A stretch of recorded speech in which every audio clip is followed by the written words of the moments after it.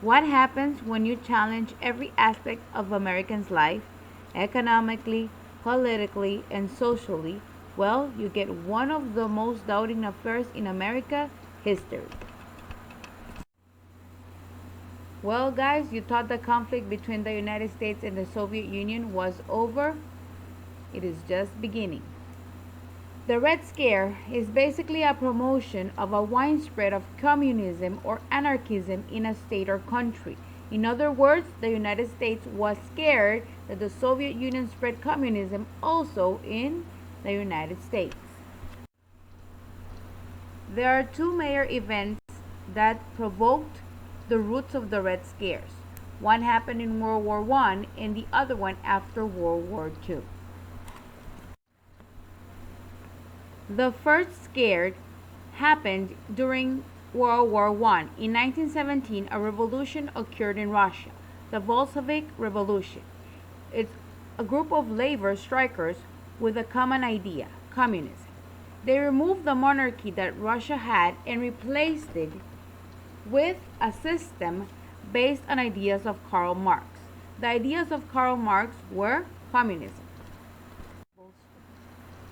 What was the goal of the Bolshevik Revolution? Well, apart from making Russia communist, they also violated their freedom of speech. They arrested the people that made raids, and they made a violation for the civil rights.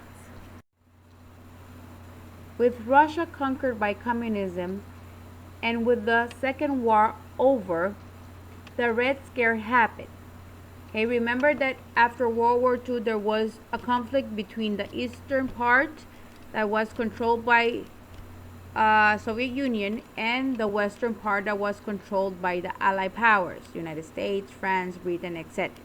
Okay, United States was terrified that Soviet Union was making a promotion, a propaganda to spread communism all around the countries, including them. When did the United States saw that the Soviet Union, Stalin, and communism were a big problem? Well, remember that after World War II, the Soviet Union was part of the Allied powers. But with the Marshall Plan, he thought that the United States wanted to conquer the whole country of Europe. So he decided to divide it into Western Europe and Eastern Europe. In 1950, the United States saw that communism was spreading very fast. Indeed, it was spreading in Eastern Europe, China, Korea, and Cuba. That's when they got worried and thought that they also wanted to conquer the United States. The United States became paranoid. In 1938, they created a House of Un-American Activities Committee. What does this house represent?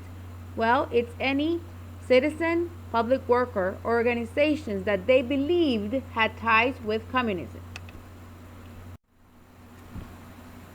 Many people accused in the blacklist of this House committee were brought in for intense questioning and give pressure to reveal any information about communism. For the United States, every inhabitant in the country was a potential carrier of the communist virus. So that's when they started to implement laws. One of the laws was the McCarran International Security Act. The law established that protesting in front of federal houses is going to be illegal. Also, participating in communist organizations will ban you from citizens. And the last thing is post a threat against an un-American activity will put you to jail or give you a fine of $1,000. Like these two laws mentioned before, the United States and his paranoia with communism made many more.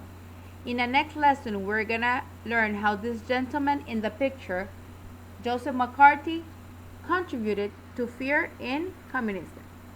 See you very soon.